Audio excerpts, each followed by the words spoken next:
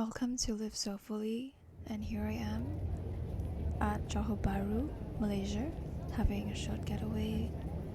And also in this video, we'll just talk about peace and love and just universal concepts for awakening the heart.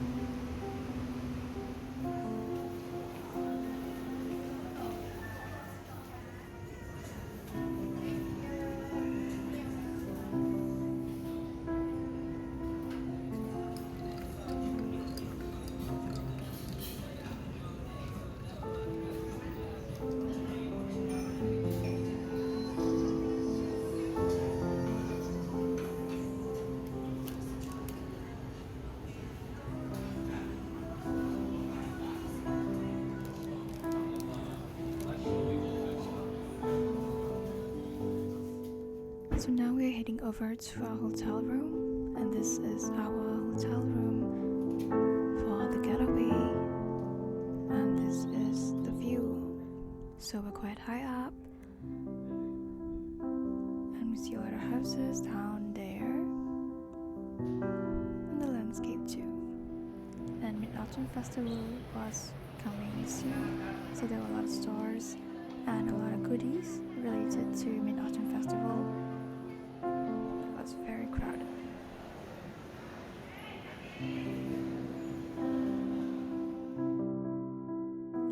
And this is bakute, one of the local food.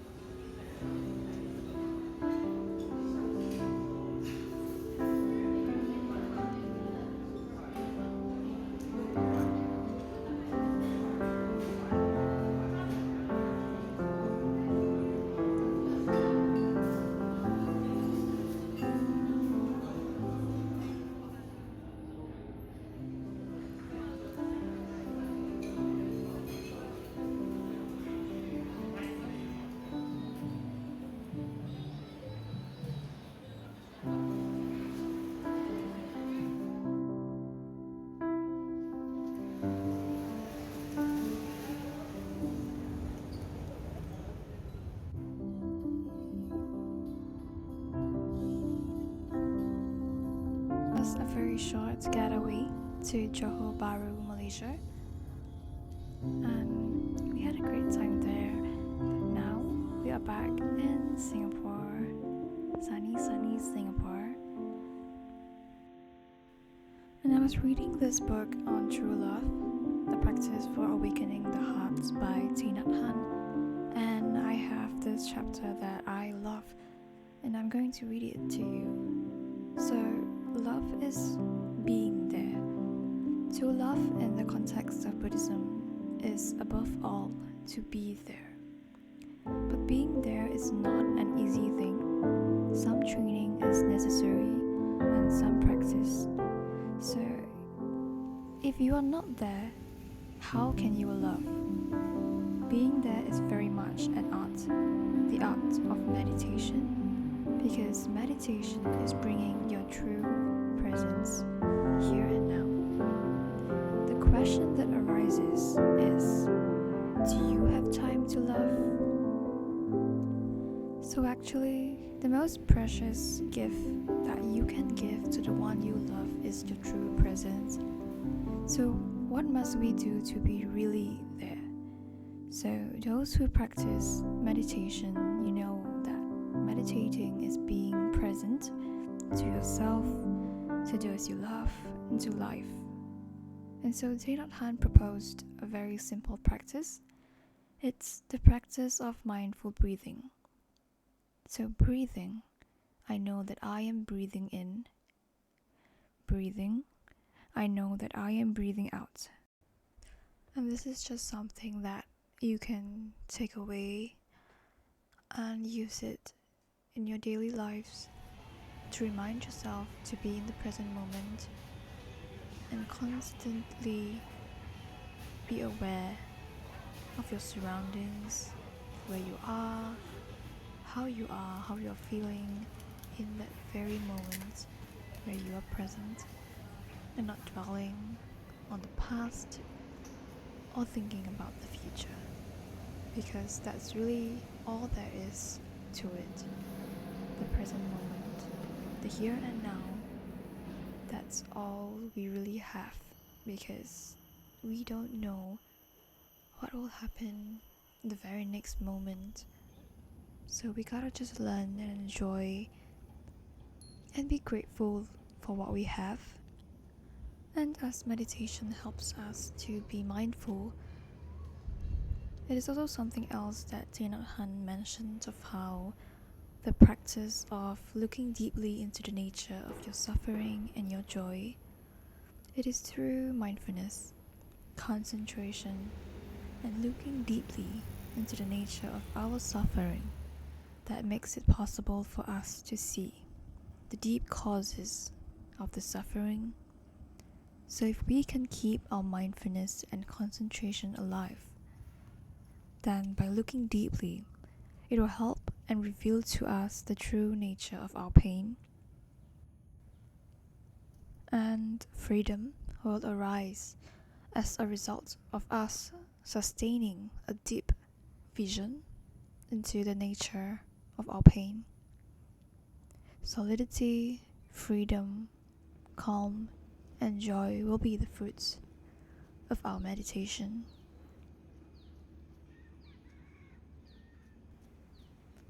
So we can also restore peace within ourselves. We can practice walking meditation, and each step you take can bring you back to the present moment. Each step enables you to touch what is beautiful, what is true. And in this way, after a few weeks of practice, joy will become something possible as you undo many knots within yourself, and you can transform negative energies into joy and peace. So each of us is a king who reigns over a very vast territory that has 5 rivers. The first river is our body, which we do not know well enough. The second is the river of sensations. Each sensation is a drop of water in this river. They are both pleasant and unpleasant, and also neutral sensations. To meditate is to sit down on the bank of the river and identify each sensation as they come up. So the third is the river of perceptions. It is necessary to observe, to look deeply into the nature, to understand. The fourth is a river of mental formations. And the fifth is the river of consciousness. And perhaps we are not very responsible kings or queens for our territory, as we always try to dodge and not be real with ourselves to keep up and see what is really going on, because we know that there are a lot of conflict, too much suffering, too much pain, so we are hesitant to get back to our territory, to our present moment and how we are really feeling. And it's always running away, our daily practice. If we have a moment free, will you go back to your territory? Will you not be afraid to find out what is the suffering inside of you? So the practice of mindfulness, the practice of meditation, it's coming back to ourselves to restore the peace and harmony in our kingdom, in our body, in our mind. And it's an energy that needs concentration, understanding, and love. So if we can come back to ourselves and restore this peace and harmony, then helping others will be a much easier thing. As caring for yourself and re-establishing peace in yourself is the very basic condition for helping someone else.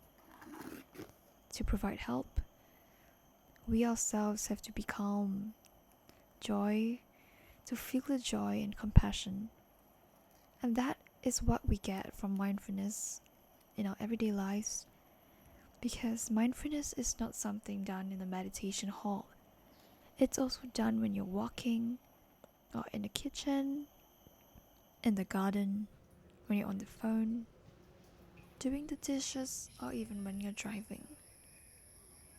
Do this continuously, and you can cultivate a beautiful energy of compassion, and then you can help the person you love, because the practice of being there with what is beautiful and with what is healing is something we should do every day in our lives, and it is possible to do this in everyday life.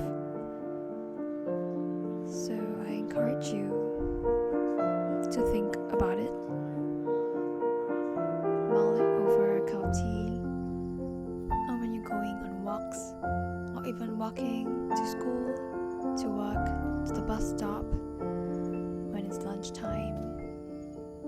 You can practice mindfulness and start to come home to yourself, your true, authentic self. And that is where you will find peace and joy and love. Thank you for watching and listening. And well, till next time.